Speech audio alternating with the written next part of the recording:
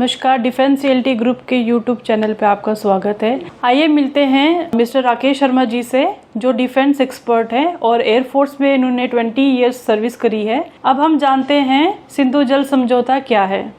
Thank you मन्नत। एक hot topic है जो पहलगाम अटैक के बाद जो टेररिस्ट अटैक हुआ, जिसमें 28 सैलानियों की मृत्यु हो गई। पूरे देश में एक लोगों के अंदर उबाल है और गुस्सा है जो जायज़ है।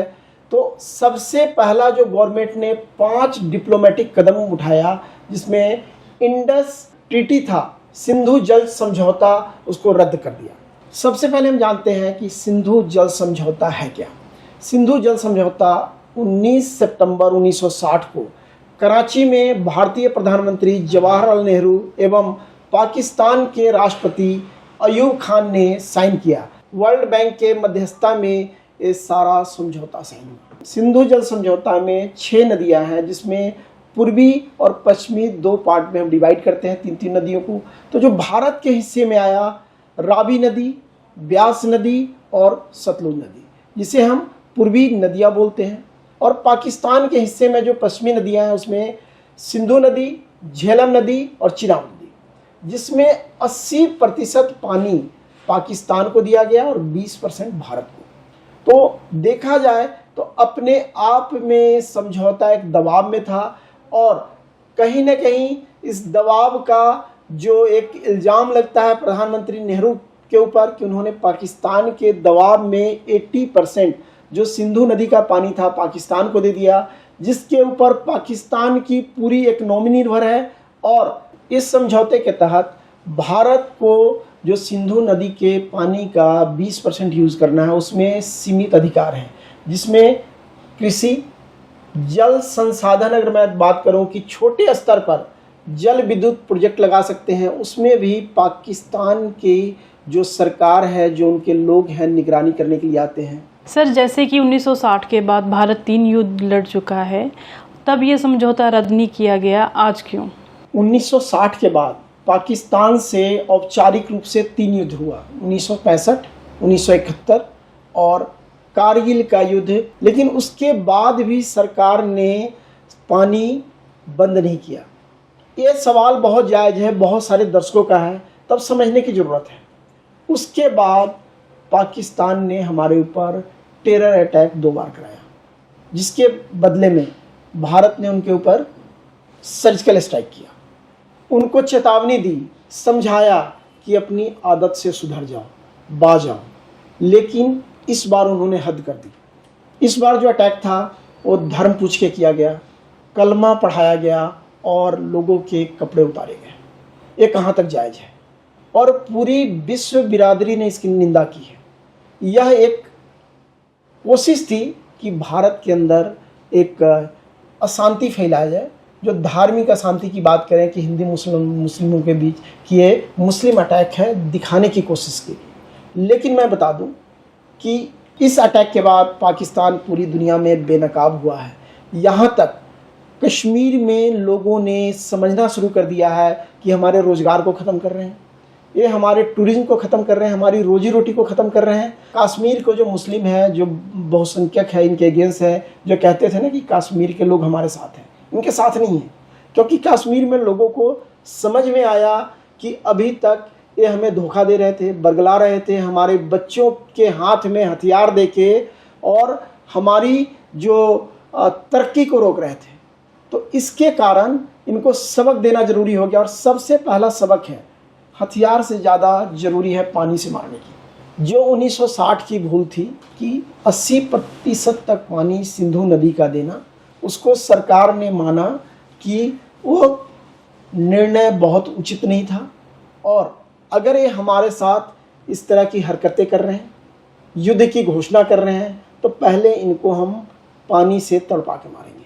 और उसकी शुरुआत हो चुकी है औपचारिक रूप से। सिंधु नदी का पानी बंद किया जा चुका है।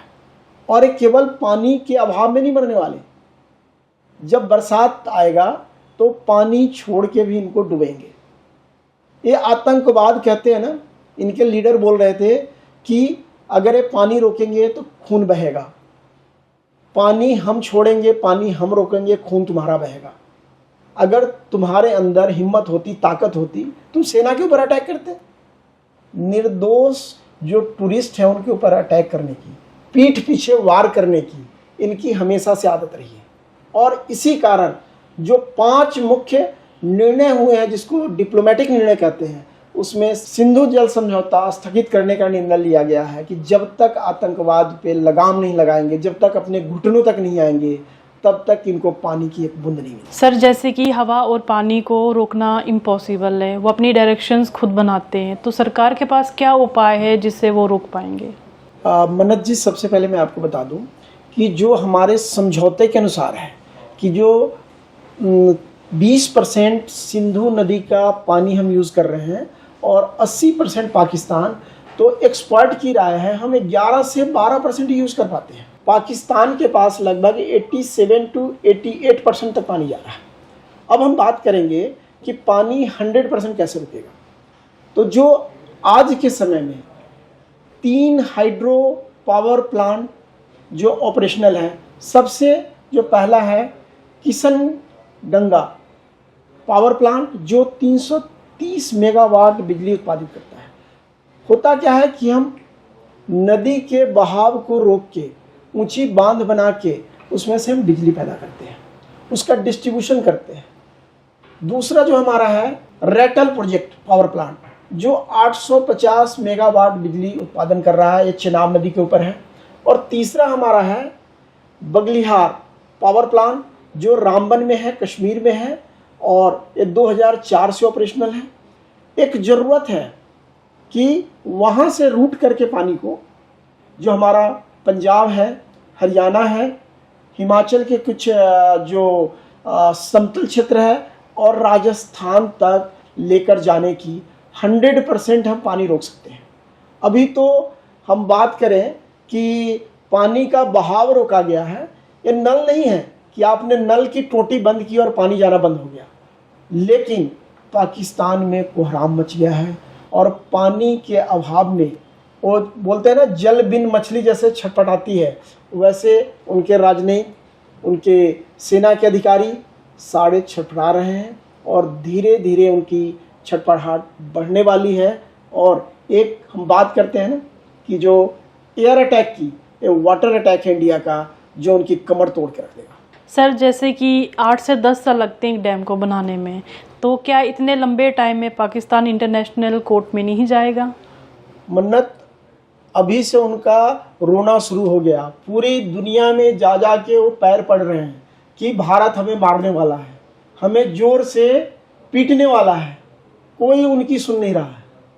जो चाइना है, उनका खास दोस्त है, वो भी उनकी नहीं सुन रहा है। उनके कुछ पत्रकार कहते हैं कि आप हमारा पानी रोकोगे तो चाइना हमारा दोस्त है, वो ब्रह्मपुत्र नदी का पानी रोक लेगा, ब्रह्मपुत्र नदी का पानी छोड़ देगा। वो बाद की बात देखी जाएगी। आज इनकी हालत खस्ता हो चुकी है। और जहाँ तक सवाल है, हमारे पास ऑलरेडी 3 डैम पश्चिमी क्षेत्र में काम कर रहे हैं।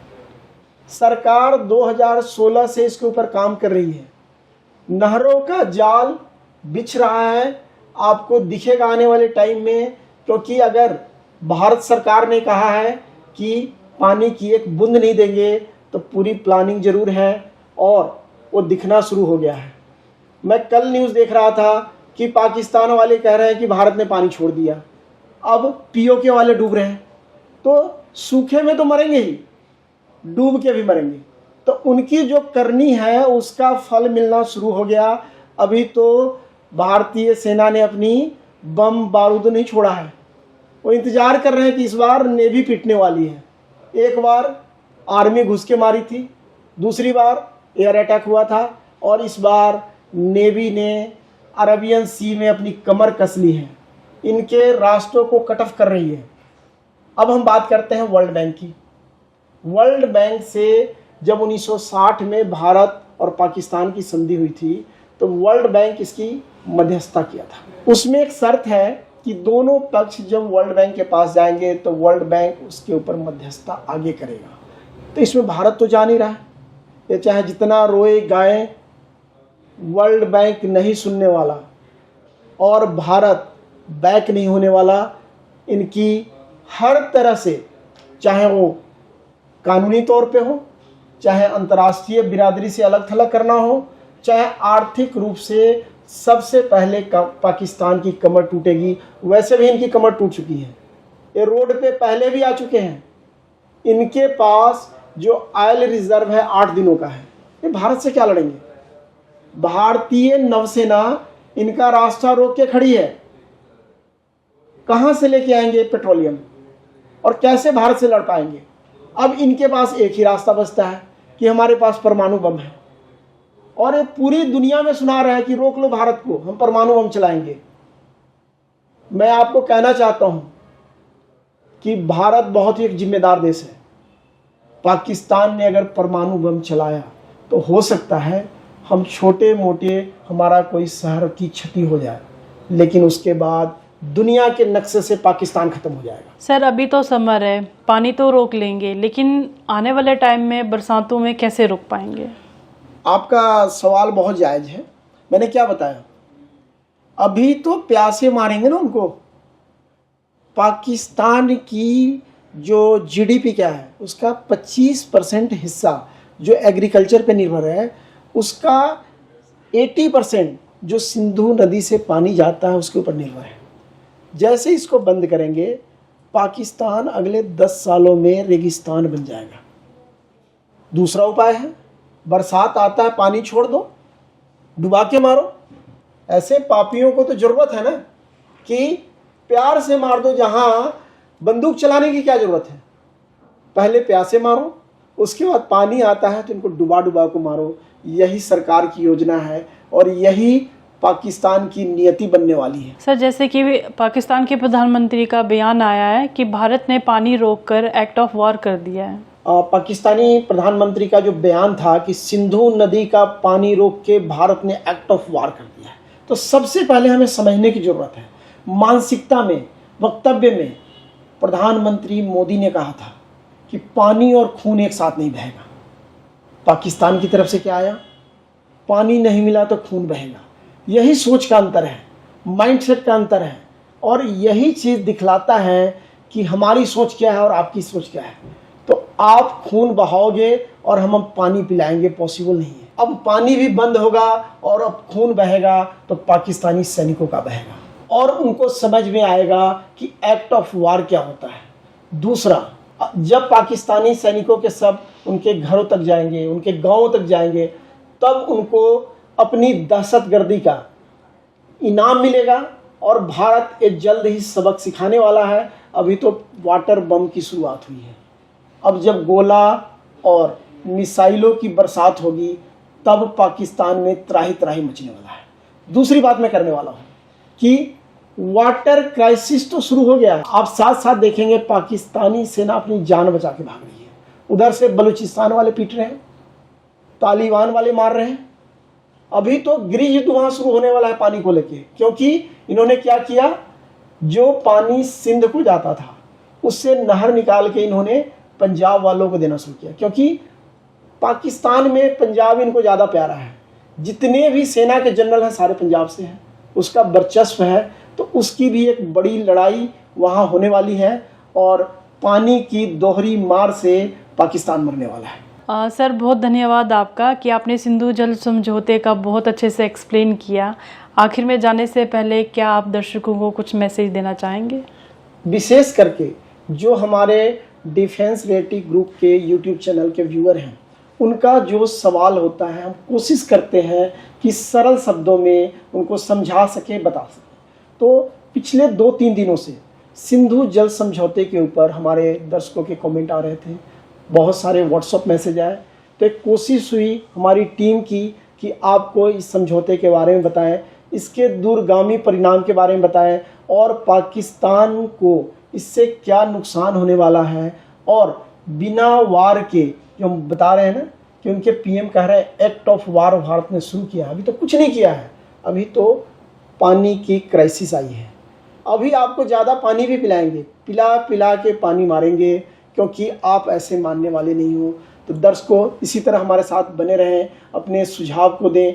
आप हमारी बातों से सहमत हैं तो अपनी सहमति जाहिर करें। एक बार पुनः आपका धन्यवाद और आभार। हमारे चैनल को लाइक करें, सब्सक्राइब करें, शेयर करें। जय हिंद, जय भारत।